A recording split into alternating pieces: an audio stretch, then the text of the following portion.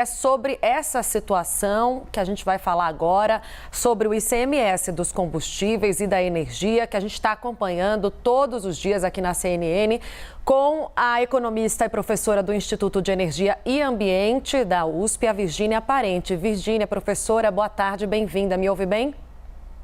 Eu ouço bem, sim. Boa tarde a você e a todos os telespectadores. Professora, vamos explicar então aqui para a população quem é que está com a razão nessa história. De um lado, o governo pressionando para aprovar esse projeto do teto, dizendo que isso vai gerar impacto nos preços, e do outro lado, os estados resistindo porque reclamam da arrecadação, perdas bilionárias, segundo os governos locais.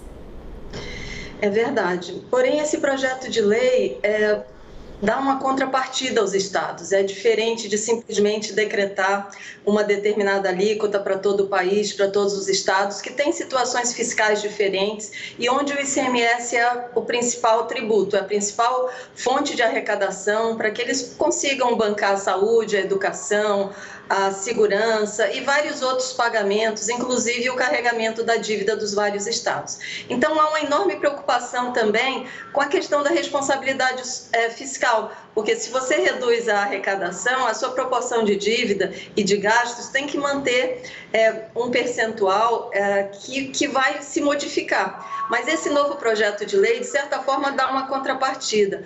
Porém, o ICMS explica pouco do custo final, tanto da gasolina quanto do diesel e de outros, da energia elétrica e de outros serviços do nosso país, como telecomunicações também.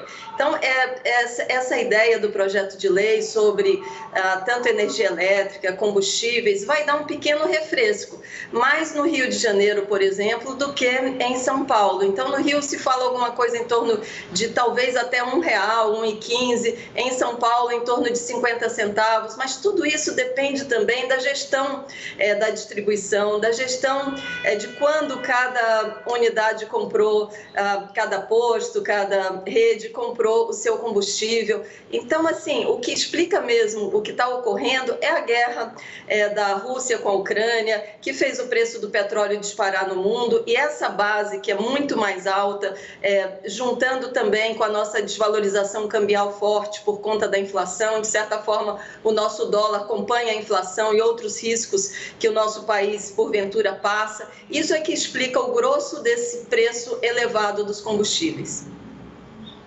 Professora, Opa. Agora a Juliana aqui falando, além dessa discussão do projeto que dá um teto para o ICMS, surgiu a possibilidade nessa semana de utilização de recursos do lucro da Petrobras, os dividendos da Petrobras, paralelamente a esse projeto, para também tentar diminuir o preço dos combustíveis, né? Repassando para os estados, reduzindo ainda mais o ICMS sobre combustíveis, energia elétrica. Eu queria que a senhora fizesse uma avaliação. Essa pode ser uma medida a curto prazo para diminuir o preço dos combustíveis?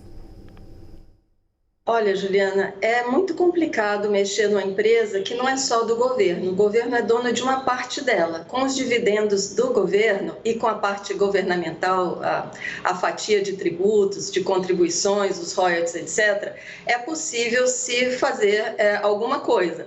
Mas não é possível você dizer para fundos de pensão que têm dinheiro de múltiplas pessoas, não é, que estão esperando que esse dinheiro seja rentabilizado, que compraram ações da Petrobras e que estão esperando receber dividendos para ter algum tipo de reforço, não é, nas suas aposentadorias, e pessoas físicas que, em vez de botar dinheiro na poupança, em títulos ou em algum fundo, também essas pessoas compraram ações, às vezes R$1.000, R$2.000, R$10.000. Os próprios funcionários da Petrobras também compraram. Então, não é justo dizer para essas pessoas: olha, vocês não vão ter lucro, o seu lucro vai ser a metade, ou um terço, ou um quinto, porque você vai contribuir para a modicidade tarifária dos combustíveis no país. Então, assim, política pública se faz com recurso público, com recurso do governo. Então, se o governo quiser abrir mão da parte dele, faz sentido, mas é totalmente contra o respeito ao mercado de capitais, as pessoas que foram convidadas a investir, porque é uma empresa de capital aberto, a fazer isso, essa gentileza com o chapéu dos outros. Então, existe um limitante para isso, não é? E também um questionamento. Então, além de não poder ser feito com os dividendos de todo mundo, também existe o questionamento: será que esse é realmente o melhor uso desses dividendos que o governo recebe? Ou será que ele vai estar privilegiando determinados segmentos da população? Nem todo mundo tem carro, não é? Embora a gente saiba que na questão do diesel impacta diretamente a inflação, porque nós somos um país que distribuímos as mercadorias sobre rodas e temos poucos outros modais, como o ferroviário, o fluvial e tantos outros, né? Yuri Pita também tem pergunta. Yuri. Obrigado, Tainá. Boa tarde, professora. Pelo que a senhora está falando, a senhora elencou ali as questões como a guerra na Ucrânia, a própria questão cambial do país, como os principais fatores para essa alta de preços.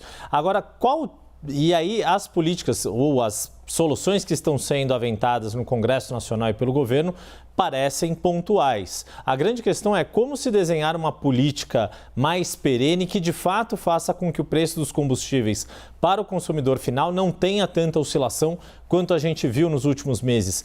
Como que o governo pode desenhar uma política que de fato funcione como um amortecedor em tempos tão extraordinários como um período pós-pandemia e com esse conflito internacional na Ucrânia? Você tem toda a razão quando você fala de tempos extraordinários, não é? Guerras não são coisas para todos os dias e são períodos extraordinários. Normalmente, por incrível que pareça, a gente só pensa na segurança quando os vizinhos começam a ser assaltados ou a nossa própria casa é. Então, a maior parte dos países que lidaram com isso de uma maneira mais organizada fizeram isso também em momentos de crise, em momentos excepcionais. Formaram, por exemplo, um estoque regulador, pegaram dinheiro de outras alíquotas, de outras finalidades e perceberam o como é importante evitar essa flutuação curtinha de um dia para o outro. Quando o caminhoneiro sai do norte do país para entregar mercadorias no sul ou vice-versa e vai abastecendo e cada hora está um preço, é difícil você precificar o frete. Quando uma família mora distante e a gente não tem cidades com muitos quilômetros de metrô e tão bem distribuídos, mesmo como nossos vizinhos, Buenos Aires ou Londres, onde você consegue pegar metrô praticamente em distâncias que você anda 5 minutos, 10, para grande parte da população. O nosso país não é assim. Então, assim, existem medidas de curto, médio e longo prazos. No curto prazo, mexer na alíquota, reduzir a maior parte dos tributos da maneira possível, dando uma contrapartida a quem está fazendo o sacrifício, dando uma contrapartida aos estados que não podem ficar sem arrecadação ou perder uma fatia grande da arrecadação. É, de fato, alguma coisa meritória, justa e correta. Mas a gente precisa também pensar numa política de segurança, numa política de médio prazo. Bem, e aí? E se a gente não tiver diesel? Precisamos de estoques reguladores, precisamos de recursos para fazer esse estoque, para justamente evitar essa flutuação curtinha e suavizar as tendências. E aí, quando o preço baixar, também não precisa repassar direto para o consumidor. É o momento de você pegar esse recurso de volta e recompor esse fundo que foi feito justamente para essa oscilação. Então, tem fundos físicos da própria mercadoria e tem fundos financeiros para bancar a diferença dessas oscilações de curtíssimo prazo. Professora, muito obrigada pela sua participação. Olha, a gente conversamos com a economista e também professora do Instituto de Energia e Ambiente da USP, a Virgínia Parente.